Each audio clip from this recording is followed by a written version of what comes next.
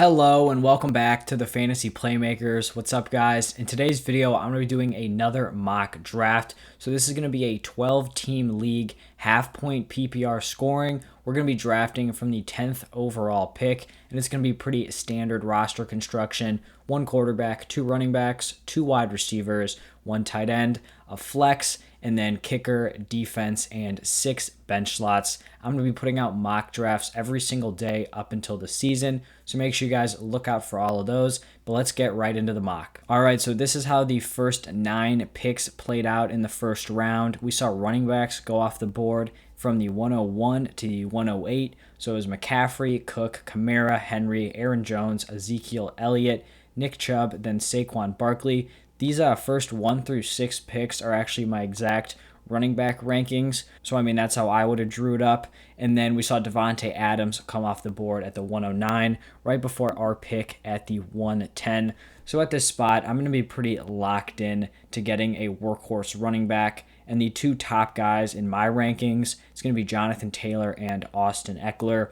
I personally have Austin Eckler ranked 1 spot ahead of Jonathan Taylor. I just think his ceiling is a little bit higher because of his role in the receiving game, right? Because he has that nice ceiling because you know that he is going to be the top receiving back on that roster. But then if he's able to get those workhorse carries and then also get some work in the red zone, I mean, he has legitimate top 3 running back upside. So that's where I'm going to go with my first overall pick here. I feel confident having Eckler as my RB1. So to finish up the first round, Travis Kelce went at the 111, and then Calvin Ridley came off at the 112. Then we saw Diggs go at the 201 and Jonathan Taylor at the 202. So it's our pick here at the 203.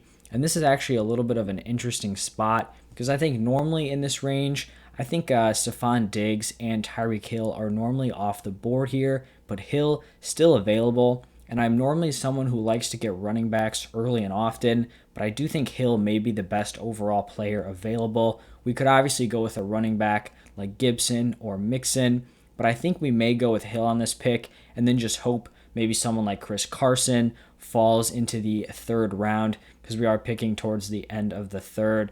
But I kind of like this idea of having, a solid starting running back and then getting my 2nd wide receiver in my rankings in the 2nd round. I think that's going to start off a very balanced and high upside roster. So that's going to be the pick here. The end of the 2nd round here actually took a pretty interesting turn. I think normally you see a lot of running backs dominate the 2nd round, but we saw Jefferson, Metcalf, CD Lamb, and AJ Brown all come off the board in the 2nd round, along with Patrick Mahomes. But then the 3rd round ended up being dominated by running backs, where I think it is normally dominated by wide receivers. But luckily, the guy I mentioned, Chris Carson, who I was hoping would still be available at this spot, it does not look like he was picked. And so with the 310, we do have Chris Carson available. Some of the other running backs, Darrell Henderson, Josh Jacobs, Mike Davis, I think out of all those guys, Chris Carson is pretty clearly the top guy.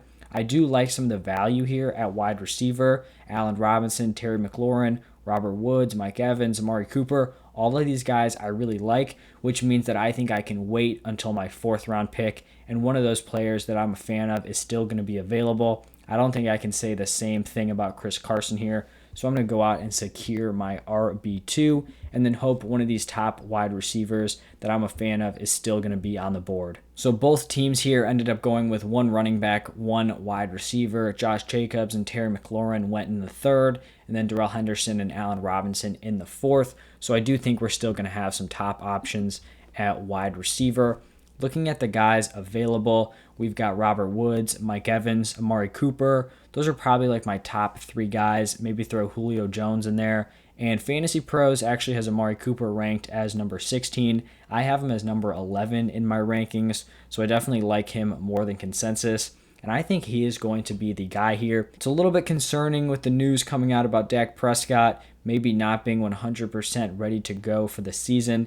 It's definitely concerning, so I could consider maybe a Mike Evans or a Robert Woods. but I'm still going to go with Amari Cooper here, until we get some like concrete information. It seems like it's all skeptical right now.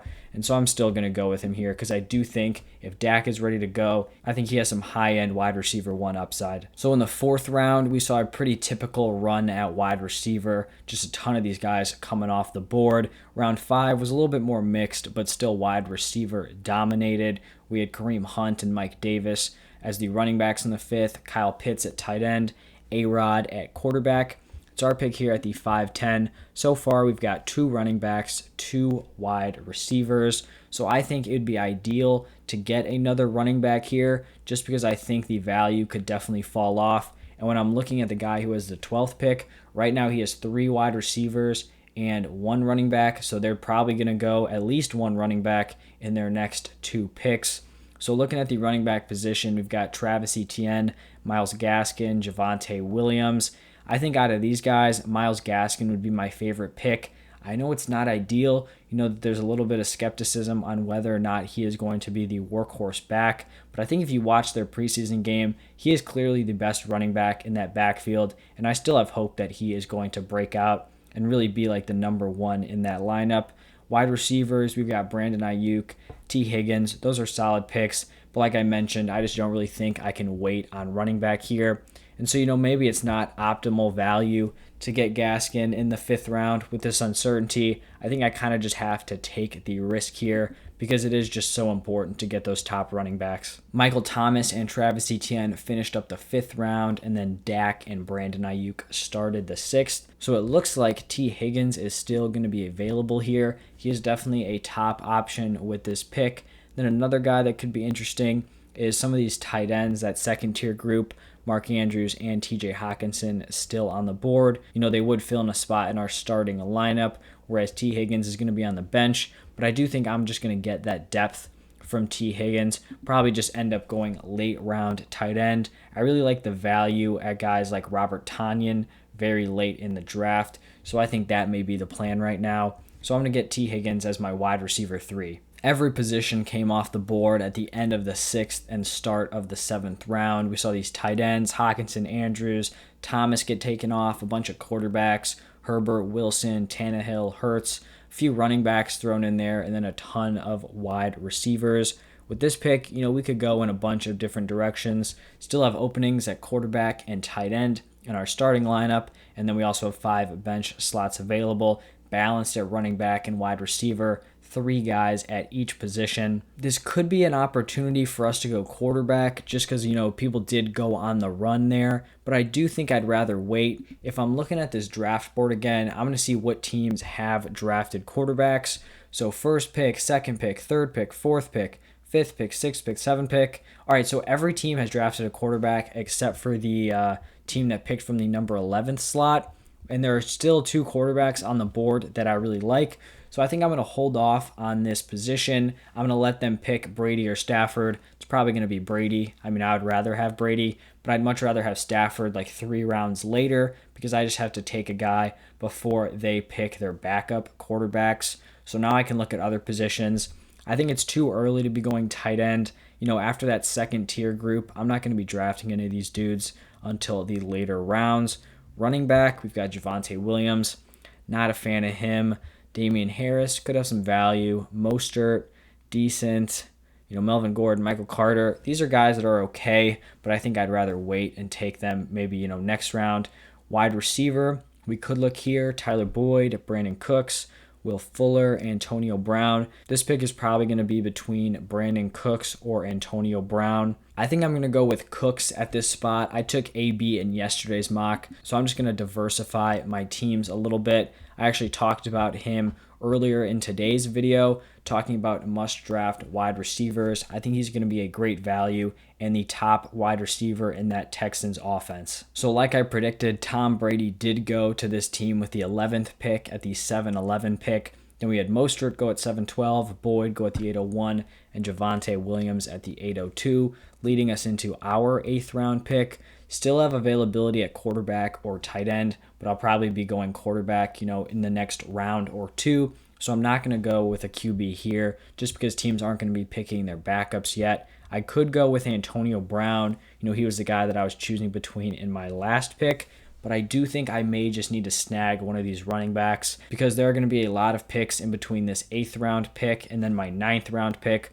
So I think a lot of these guys are going to be pretty cleaned out, and there's not going to be a lot of solid options available. So I think I'm just going to go with Damian Harris here. I do think he is going to be the top running back in that Patriots offense. So I think he's a pretty solid option to have as my 4th string running back. We saw the end of the 8th and then start of the 9th round just be entirely filled by running backs and wide receivers. And we are on the clock here with our 9th round selection. I'm probably going to wait one more round to pick up a quarterback just because I don't think either of these teams are going to go quarterback. They've both picked QBs within their last 3 rounds. So I think we're safe, maybe until the 10th round. So right now, if we're looking at this team, we have 4 running backs, 4 wide receivers. We still don't have a quarterback, like I mentioned, and then we don't have a tight end. I honestly don't think this would be a bad opportunity to go out and just lock down Robert Tanyan. I feel like in these next 2 picks, I could just lock down our starting lineup, especially because when I'm looking at running back and wide receiver, no one's screaming out to me as a super solid value. So I do think that's the path we're going to go right here. Snag Robert Tanyan. He is my number 7 overall tight end. Even though he was touchdown dependent last year, I'd much rather have a guy on a top offense. He's going to be one of the top weapons for Aaron Rodgers. I think the Packers offense is going to be great once again, so I just want to kind of invest in that as much as I can. All right, so luckily for us, Matthew Stafford did not come off the board. It was 2 wide receivers and 2 running backs. So here in the 10th round, I think we're just going to lock down our guy just because there are so many picks between now and our next pick that I just don't want to lose out on Stafford here. I think he's a very solid QB1, and we're already getting him as such a value. I'm not trying to be greedy, and that's going to fill out our starting lineup in terms of position players. So then we're just going to be left with 3 bench slots and then a defense and a kicker. All right, so we saw a bunch of wide receivers come off, some running backs thrown in there, a pair of tight ends. Then we also saw 3 defenses come off the board. I'm probably going to talk about this in basically every video, but I'm not going to be drafting defenses until the last round. Basically 100% of the time, I stream defenses, and so I don't think you should be losing out at other positions, some solid depth options to be reaching to get a defense. That's just not kind of my strategy. I'm never really going to do that in drafts, but hopefully that left some value on the table for us. So I could really go running back or wide receiver here, or even another position if I saw some solid value. I have 4 running backs, 4 wide receivers, and actually when I'm looking at the best options available here, it's the 2 top options for running back and wide receiver. We've got Phillip Lindsay at the running back position and then Russell Gage at wide receiver. I've really started to come around on Russell Gage being a solid late round wide receiver pick. He's going to be the wide receiver 2. But I honestly think I'm going to lean towards Phillip Lindsay with this pick. And there's kind of 2 main factors. The first one is that the running back position is definitely going to fall off after we do select Phillip Lindsay here. There's not really any other guy I can see on this list that, I'd be excited about to be my RB5. Actually, I guess you could make an argument for Malcolm Brown or Salvon Ahmed just because I kind of have that handcuff in there. But wide receivers, there are guys all down this list that I feel solid taking a late round shot on. So Phillip Lindsay is going to be the guy here. I think he has the opportunity to be the workhorse of the Texans. It looks like we're just stacking up on these guys on the Texans who can get a decent amount of volume, but I think both Cooks and Phillip Lindsay are very solid picks at their current price. Okay, so lucky for us, they did not select our wide receiver pick, Russell Gage. The only wide receiver that went off was Jacoby Myers, so he is still on the board if that's the direction we want to go in. But let's see what else is out there. Is there another option that we may have missed? So Russell Gage, another top late round guy. Cole Beasley, someone I draft a lot. Rashad Bateman, Amon-Ra St. Brown. I'm guessing Marquez Callaway is on here, just probably farther down the list, but I think I'd rather have Russell Gage over him anyway. So I think that's going to be the pick here. Hopefully Malcolm Brown or Salvon Ahmed hang around, and we can reevaluate if we want to get one of those guys.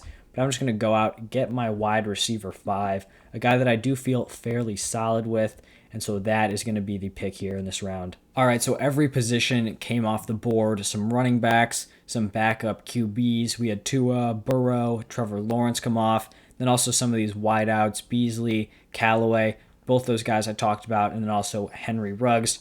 Also saw Troutman go off the board in the 13th round. So now we have our 13th pick here. So we're going to be filling out our last bench slot, and we could look at that either Malcolm Brown or Salvon Ahmed pick, or we could look just for some value at another position. Something I've been doing, snagging Zach Ertz.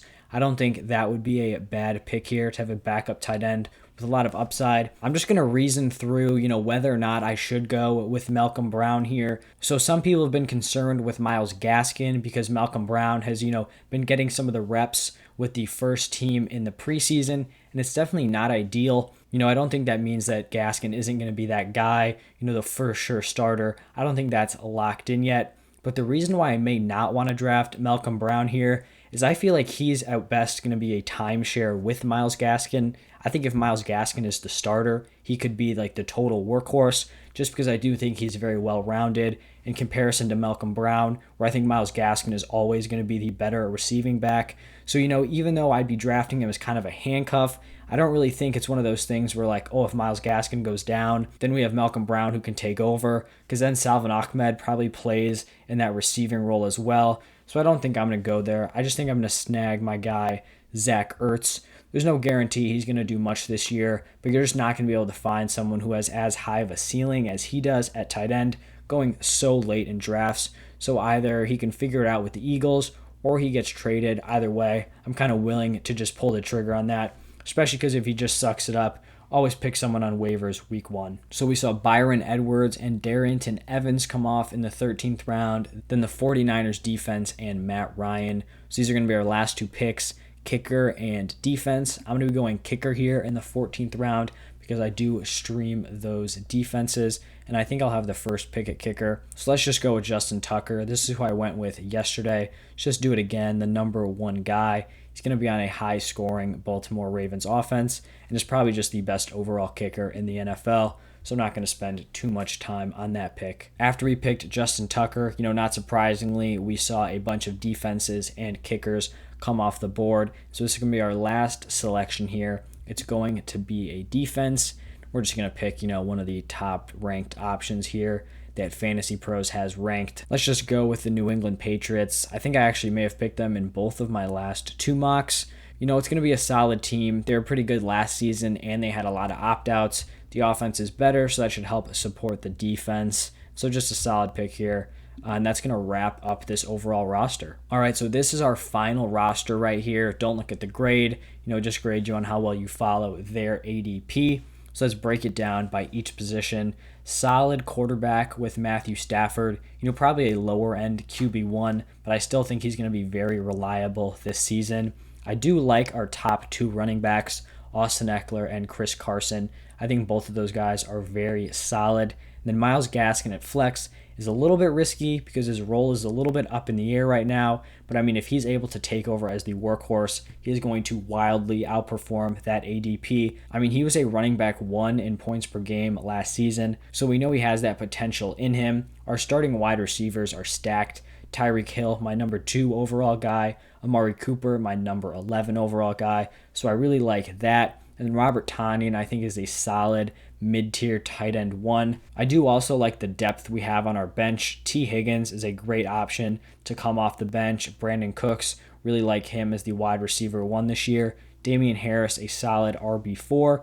Phillip Lindsay, a guy who could have the starting role as my RB5. I like that. Russell Gage, going to be the number 2 wideout in Atlanta. And then Zach Ertz, just kind of throwing up a Hail Mary, hoping he balls out this season and returns to his top-tier tight end form. Let me know how you guys think this team turned out down in the comment section. I'll be responding to everyone who comments. Also, let me know what kind of settings you guys want me to do in the future. 10-team, 8-team, 12-team, what kind of scoring settings, standard, half-point PPR, roster construction, all that stuff. Let me know, and I'll try to do as many as I can. But thank you guys for stopping by, and I'll see you tomorrow.